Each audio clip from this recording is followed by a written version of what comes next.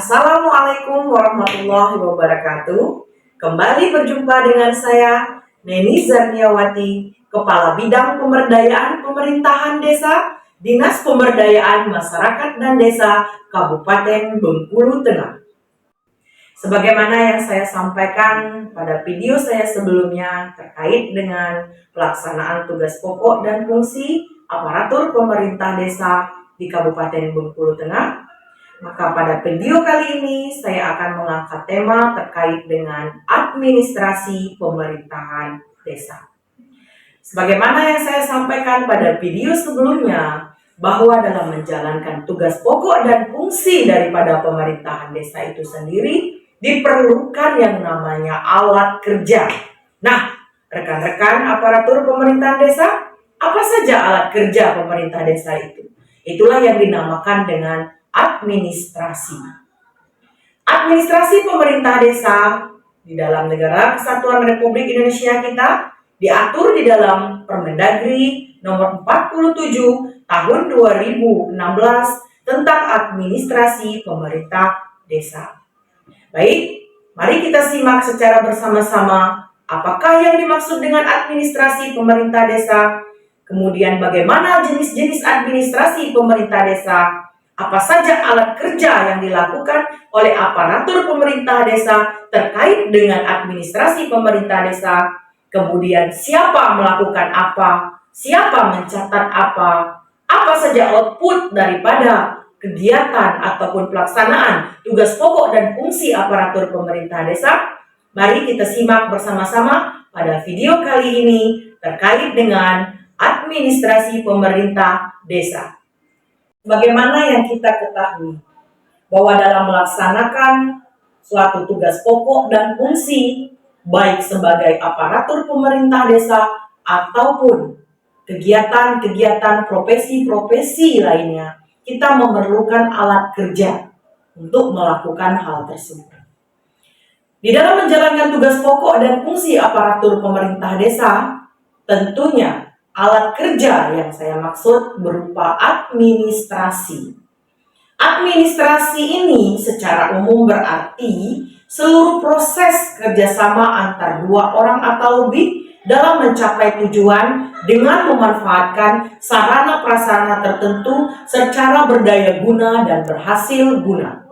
Secara khusus, administrasi itu sendiri mencakup kegiatan mencatat, surat menyurat, pembukuan ringan, ketik mengetik, agenda dan sebagainya yang bersifat teknis, ketatausahaan yang berkaitan dengan penyelenggaraan pemerintahan desa itu sendiri. Tentunya dalam pelaksanaan administrasi pemerintah desa, kita dinaungi oleh aturan, yaitu Peraturan Menteri Nomor 47 Tahun 2016 tentang administrasi pemerintahan desa.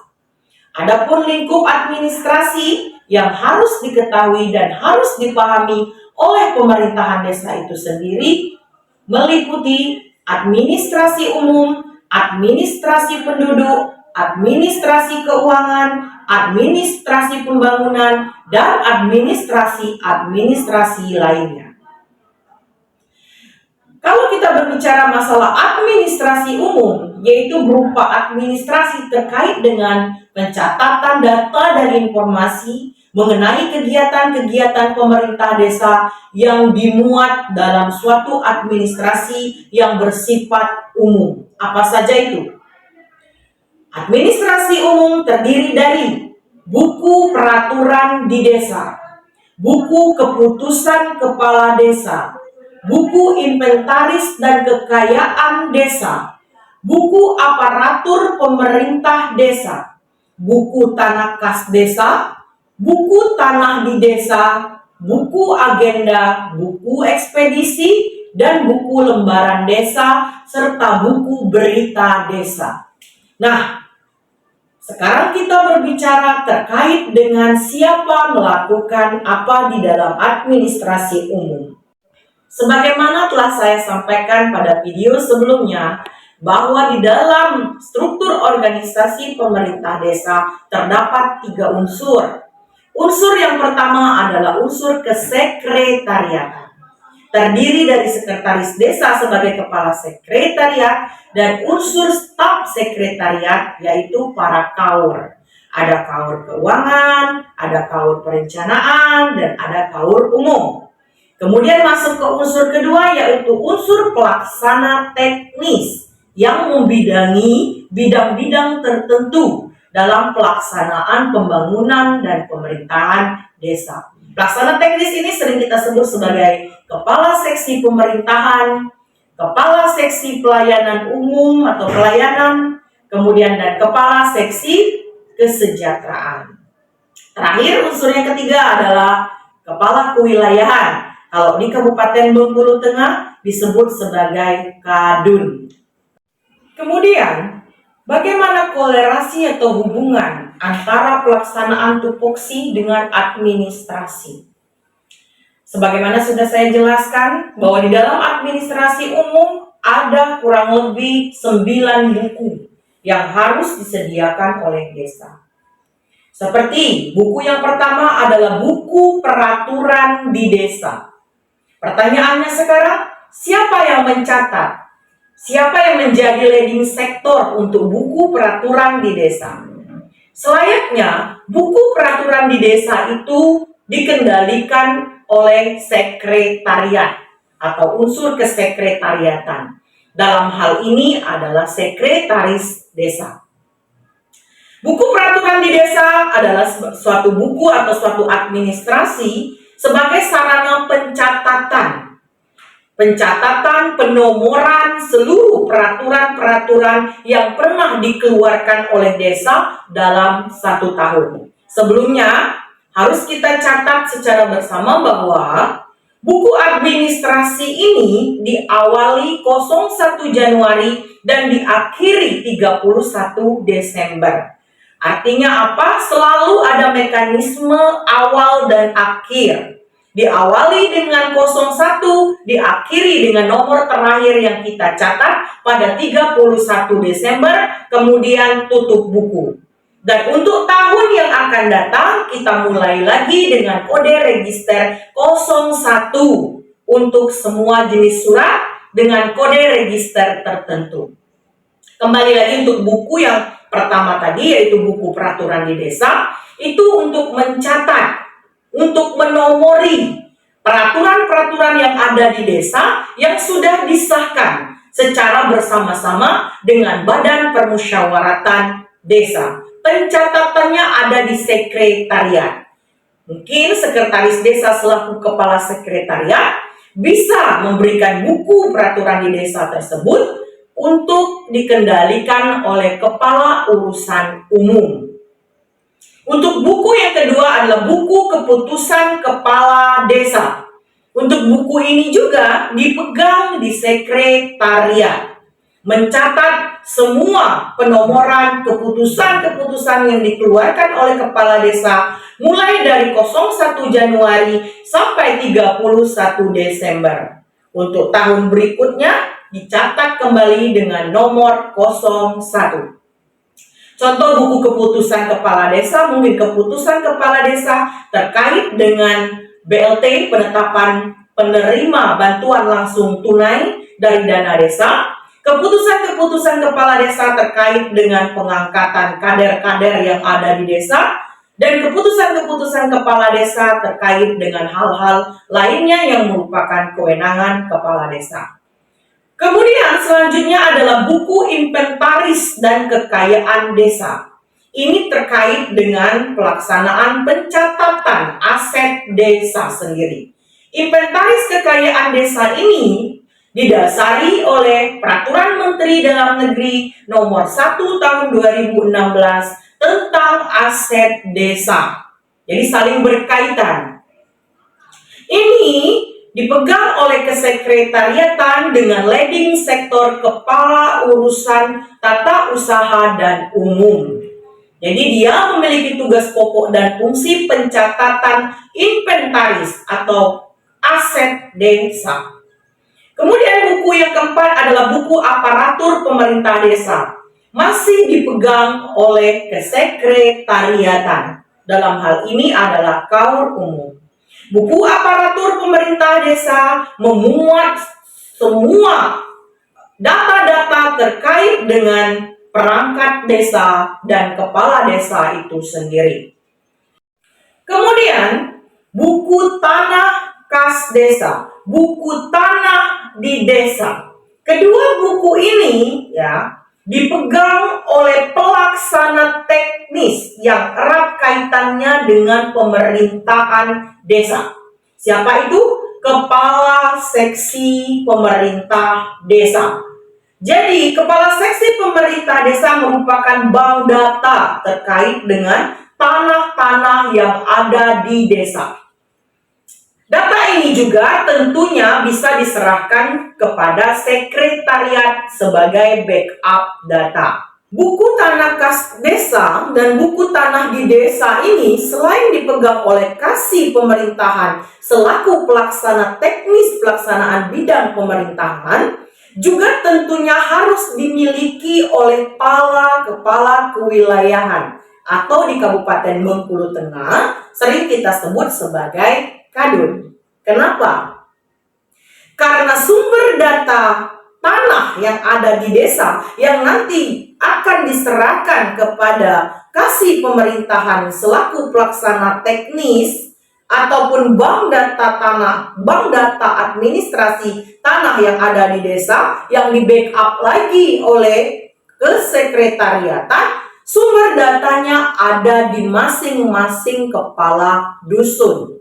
Jadi buku tanah kas, buku tanah di desa itu juga harus dimiliki oleh kadun berdasarkan data tanah yang ada di wilayah masing-masing.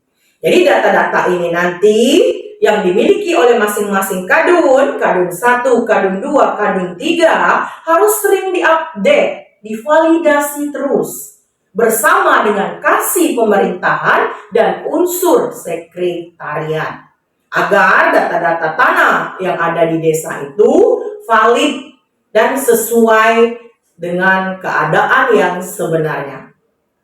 Terus buku yang ketujuh adalah buku agenda. Buku agenda ini terdiri atas buku agenda surat masuk, buku agenda surat keluar, Buku agenda ini dipegang oleh pelaksana teknisnya yaitu KAUR umum selaku staf daripada sekretaris desa di unsur kesekretariatan. Buku administrasi surat masuk, surat keluar wajib dicatat atas penerimaan surat masuk dan atas pengeluaran surat keluar yang dikeluarkan oleh desa. Kemudian yang ke-8 dalam buku administrasi umum ini ada yang dinamakan buku ekspedisi. Buku ekspedisi ini fungsinya adalah sebagai suatu bukti ataupun sarana pencatatan seketika desa ingin mengeluarkan surat, ingin membalas surat. Surat dalam arti kata di sini adalah surat keluar. Jadi seketika kita menyerahkan surat pada OPD ataupun pihak lain, perlu dicatat di buku ekspedisi sebagai sarana ataupun bukti bahwa pihak yang kita tuju sudah menerima surat tersebut. Siapa yang memegang buku ekspedisi ini? Kembali lagi menjadi tugas kesekretariatan yaitu KAUR umum.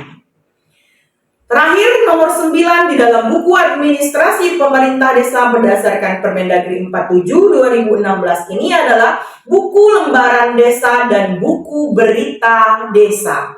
Siapa yang pegang buku lembaran dan berita desa ini? Tentunya adalah kesekretariatan. Dalam hal ini, sekretaris desa dibantu oleh KAUR umum. Apakah yang dimaksud dengan buku lembaran desa? Buku lembaran desa adalah suatu sarana pencatatan Seketika peraturan desa itu sudah ditetapkan oleh kepala desa, diundangkan oleh sekretaris desa ke dalam buku lembaran desa, khusus untuk peraturan desa. Kemudian buku berita desa. Buku berita desa ini seketika kepala desa sudah mengesahkan peraturan kepala desa, wajib dicatat dan diundangkan di dalam buku berita desa oleh sekretaris desa untuk pengesahannya. Jadi itu tadi 9 buku administrasi pemerintah desa di lingkup administrasi umum. Kemudian, di dalam administrasi pemerintahan desa, kita kenal dengan yang namanya administrasi penduduk. Merupakan pencatatan data dan informasi mengenai kependudukan, baik mengenai penduduk sementara, penambahan pengurangan penduduk, maupun perkembangan penduduk dimuat dalam administrasi penduduk. Adapun beberapa jenis buku administrasi penduduk yang di-cover di dalam Permendagri 47 ini meliputi buku induk penduduk, buku mutasi penduduk, buku rekapitulasi jumlah penduduk, buku penduduk sementara, buku kartu tanda penduduk, dan buku kartu keluarga. Buku administrasi penduduk ini yang terdiri atas 5 buku itu, siapa yang memegang? Menjadi leading sektor siapa? Tentunya kalau kita sesuaikan dengan pelaksanaan tugas pokok dan fungsi, itu dikerjakan oleh kepala seksi pemerintahan. Wajib kepala seksi pemerintahan memiliki data terkait dengan data kependudukan.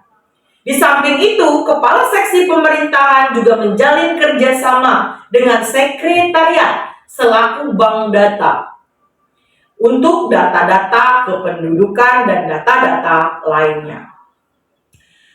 Buku administrasi penduduk, selain kasih pemerintahan yang memegang, juga harus ada di kadun atau kepala dusun. Begitu juga dengan buku mutasi penduduk, rekapitulasi jumlah penduduk, penduduk sementara, buku tanda penduduk, dan buku kartu keluarga. Juga harus dipegang bukunya oleh masing-masing kadun. Kembali lagi, mengapa? Karena sumber data daripada di desa itu adalah kadun. Kadun yang memiliki wilayah, kadun juga yang memiliki penduduk. Jadi pendataan kependudukan itu dijalankan oleh kadun setiap saat. Hasil daripada rekapitulasi itu diberikan kepada kasih pemerintahan selaku pelaksana teknis dan dikoordinasikan ke sekretariat. Jadi, bapak-bapak, ibu-ibu kadun wajib memiliki buku data kependudukan. Silakan dicatat ya, buku mutasi penduduk di kadun masing-masing yang keluar masuk, kira-kira seperti itu. Buku rekapitulasi jumlah penduduk di kadun masing-masing setiap saat, setiap waktu. Jadi tidak ada lagi apabila validasi ini dilakukan sungguh-sungguh, tidak ada lagi data itu yang muncul tiba-tiba saat kita memerlukan data tersebut atau saat organisasi perangkat daerah tertentu memerlukan data tersebut untuk kegiatan-kegiatan seperti pemilihan umum dan lain-lain.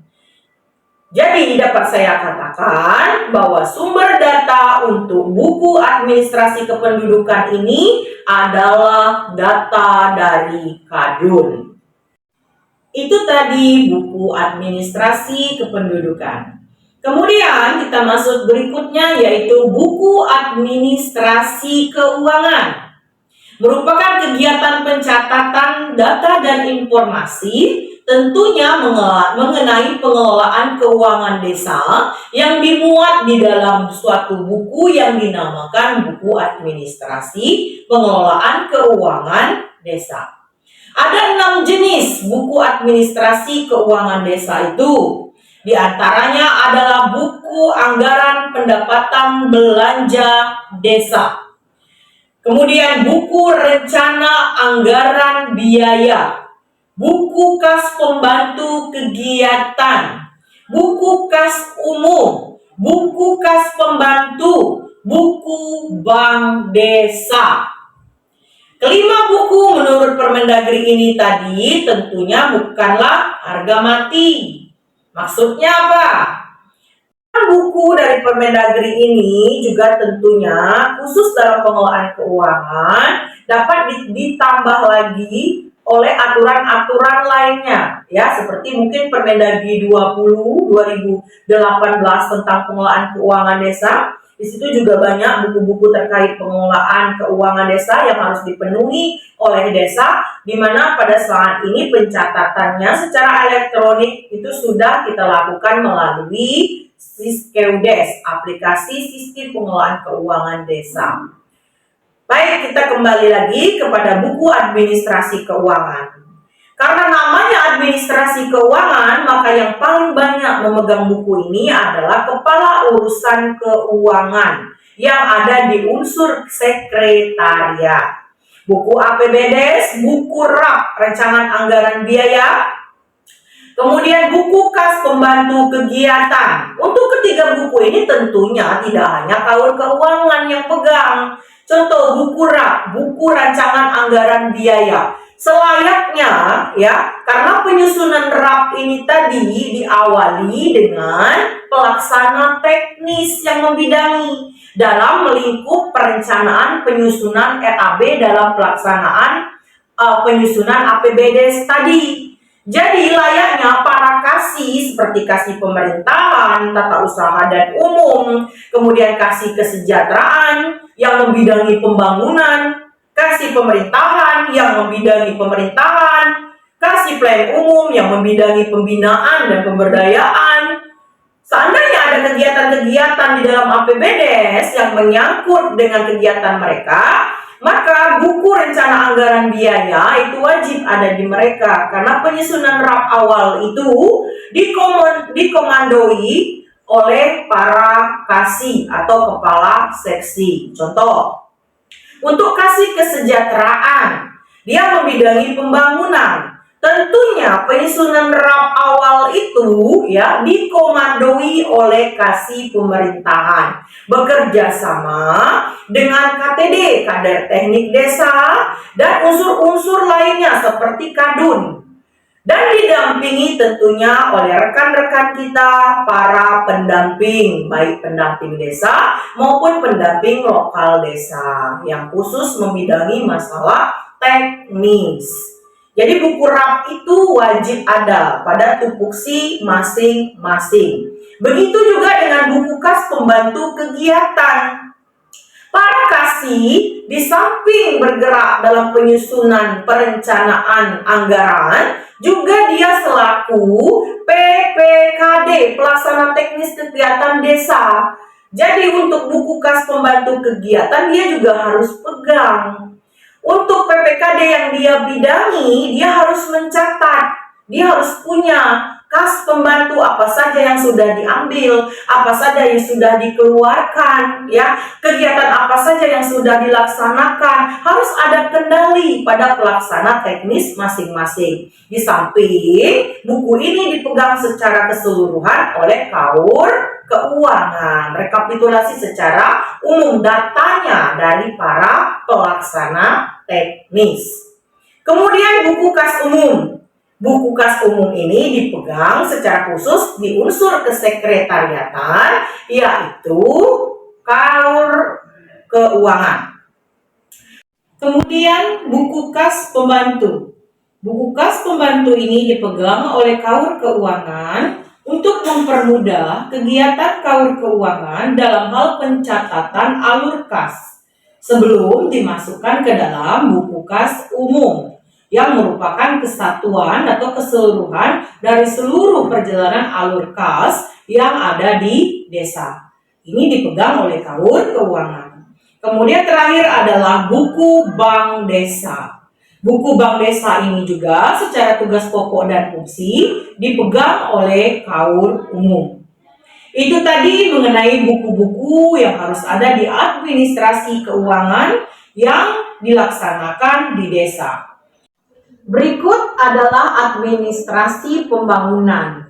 Untuk buku administrasi pembangunan ini sendiri terdiri dari buku rencana kerja pembangunan, buku kegiatan pembangunan, dan buku inventaris hasil-hasil pembangunan, serta buku kader pemberdayaan masyarakat.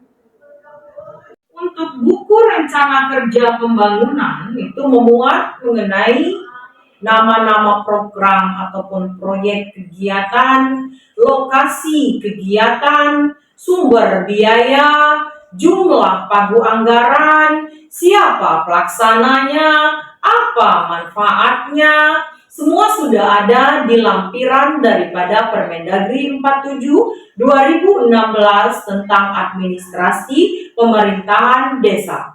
Untuk buku rencana kerja pembangunan itu dipegang oleh Kaur Perencanaan untuk data umumnya.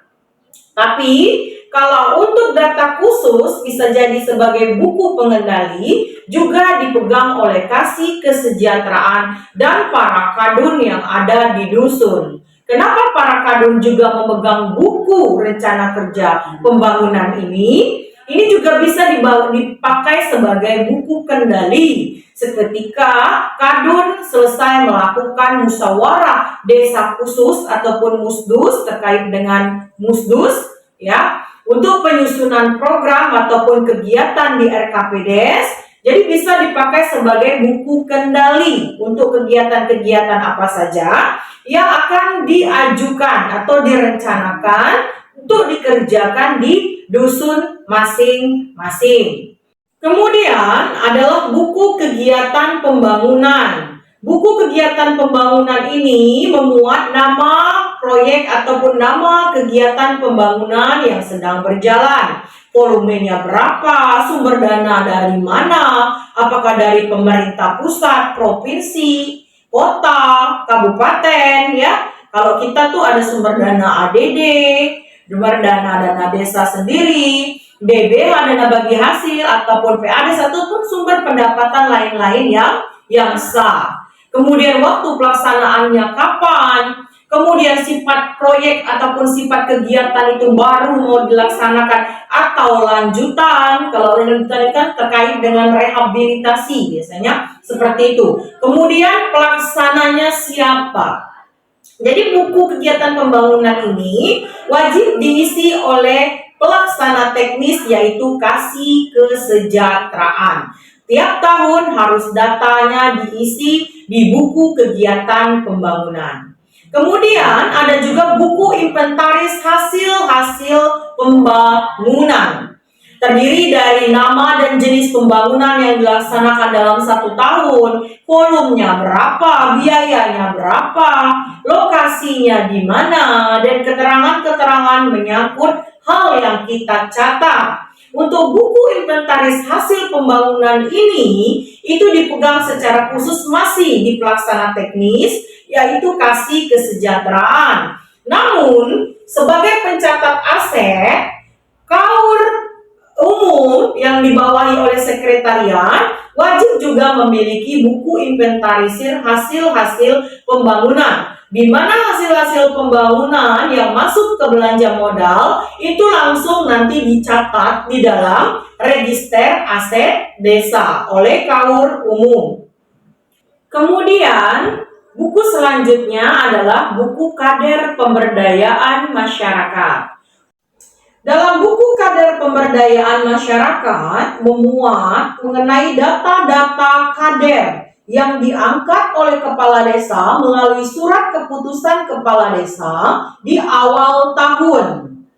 Kader-kader ini atau biodata kader ini terdiri atas nama, umur, jenis kelaminnya, pendidikan ataupun kursus yang pernah dilalui, bidangnya apa, kemudian alamat di mana, dan keterangan.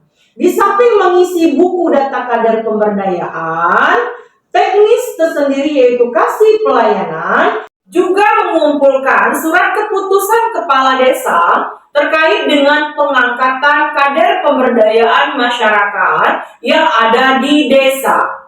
Jadi sehingga apabila nanti ada kepentingan atau permohonan data terkait dengan data-data kader yang ada di desa, data tersebut sudah tersedia dan tervalidasi dengan baik di desa melalui kasih pelayanan.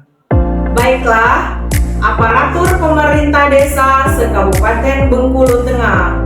Itulah tadi keterangan, penyajian, dan penjelasan dari saya terkait dengan administrasi pemerintah desa berdasarkan Peraturan Menteri Dalam Negeri Nomor 47 Tahun 2016 tentang administrasi pemerintah desa. Perlu saya garis bawahi di sini, seperti video terdahulu, bahwa dengan terbaginya administrasi ini sebagai alat kerja bagi seluruh perangkat desa yang ada di desa, tidak berarti kita tidak saling membantu, sehingga output yang disampaikan ataupun output yang dihasilkan nanti tidak maksimal. Justru dengan adanya pembagian tugas ini, kami berharap seluruh aparatur pemerintah desa, khususnya perangkat desa, tetap dan sangat memahami tugas pokok dan fungsi masing-masing sesuai dengan aturan yang berlaku. Dan dalam pengerjaan atau pelaksanaan tupoksi tersebut saling membantu. Karena baik dari ranah sekretariat atau kesekretariatan sampai ke pelaksana teknis, kemudian berakhir di kepala dusun, semuanya adalah satu kesatuan, sumber data, sumber administrasi yang tidak terpisahkan. Bekerja samalah dalam mengerjakan tugas pokok dan fungsi yang diberikan kepada kita, saling berkoordinasi agar data-data yang kita catat di dalam administrasi itu betul-betul valid dan sesuai dengan keadaan yang sebenarnya. Mari bersama-sama kita tetap menjaga persatuan dan kesatuan serta kekompakan, saling bekerja sama mewujudkan desa kuat Bengkulu Tengah hebat. Terakhir, perkenankan saya untuk menyampaikan sedikit pantun. Lihat di langit ada wajah mantan, cantik sekali membuka kenangan. Mari kita melangkah ke depan, tertib administrasi itu kewajiban. Demikianlah, wassalamualaikum warahmatullahi wabarakatuh.